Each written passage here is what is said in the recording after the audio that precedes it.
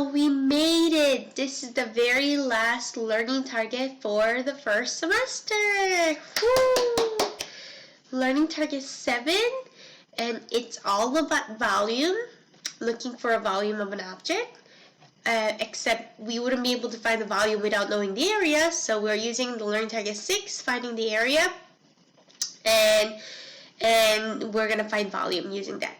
So learning target 7, it is all about volume. 3 dimensions. What makes you so special?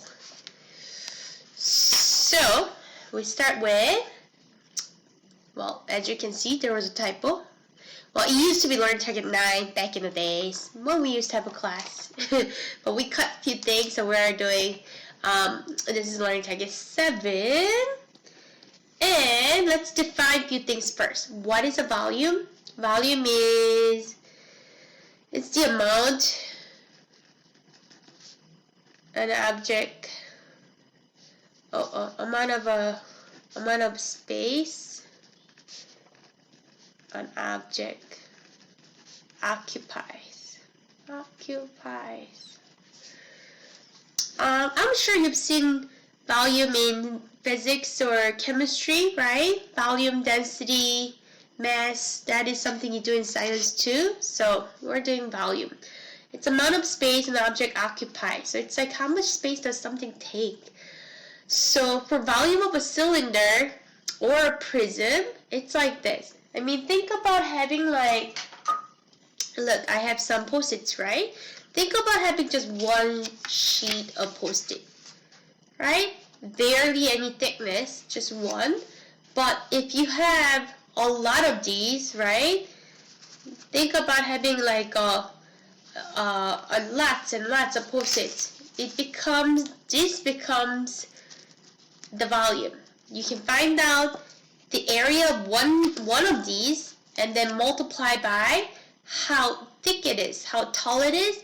So volume of a prism or cylinder are all the same. It's all about area of the base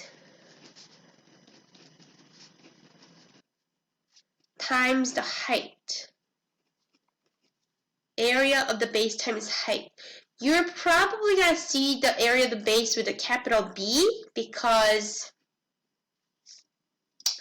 the lowercase b, we use it for the triangle's base, but area of the base, the whole base.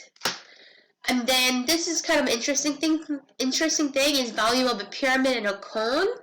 That's actually a third of the area of the base times height. 1/3. So I've made a video and then I'm gonna show you in class 2, but it is all about this. If I have, wait, so I need to do it like this. If I have a cylinder and a cone with the same exact base, so same circle and same exact height, okay, it's hard to tell the height from same height, right?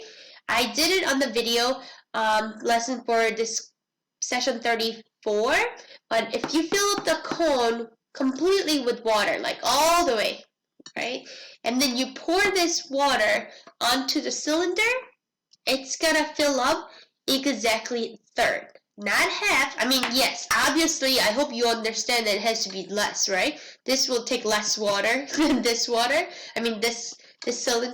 So yes, it is less, but it's really amazing because it will fill up exactly 1/3 of it. So that's where the 1/3 comes from.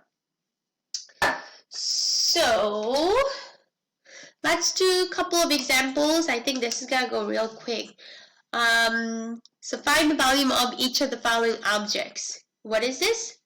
A triangular prism. So it's area of the base times the height. Area of the base is, it's a triangle, right? Triangle. So that would be base times height divided by 2, which means 3 times 4.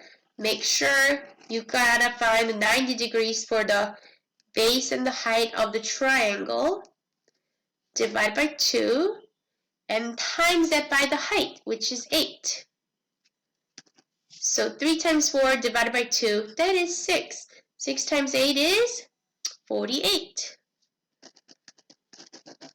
And don't forget, because volume, you are multiplying, well, 3 things. Right? Area of the base is feet times feet, and then the height is also feet. So these are all feet cubed. So it's 48 cubic feet. Let's do the next one. Let me put myself up there. All right, so I think I'm gonna stick with this. I like this. You know how I can show you the base and the height in a triangle? It has to look like a L shape. It has to be 90 degrees. So area of the base is 20 times 21 divided by 2. That's the area of the base, the capital B, because that's the area of the base. Times the height, 19. So all you have to do is put this in the calculator. So that's 210 times 19. 210 times 19 is 3,990. 3,990. Oh, not inches. I mean not feet. Cubic feet. So 3,990. Good, let's do more. We have good time. Oh, look, it's a rectangular prism. We haven't had this much because we didn't do the surface area of rectangular prism. So area of the base, it's a rectangle. It's just base times height. So it'll be 13 times 5. And then multiply that by the height. See, this, I think I like how you can see it from the rectangular prism. You can see how it's 13 centimeters, 5 centimeters, and 4 centimeters.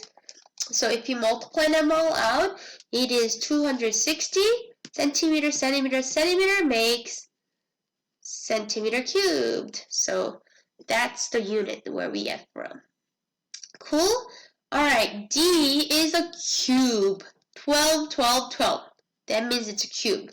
So you could do it as 12 times 12 times 12, or you could write it as 12 cubed, because there are 3 of them. And 12 cubed is, nope, not the square, cube, 1728. 1728 inch cubed. Now we got some cylinder. So same thing, area of the base, and base is a circle. A circle is pi r squared times the height, right? Times the height. So that would be the formula.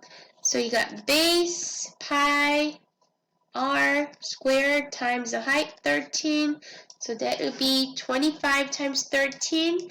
Just like last time, we're going to keep all the pi's as is, and then put millimeter cubed. Alright, last one for today. So this is a circle, so it's pi r squared times the height. That's a formula. The radius for this cylinder is 20 because the whole across diameter is 40.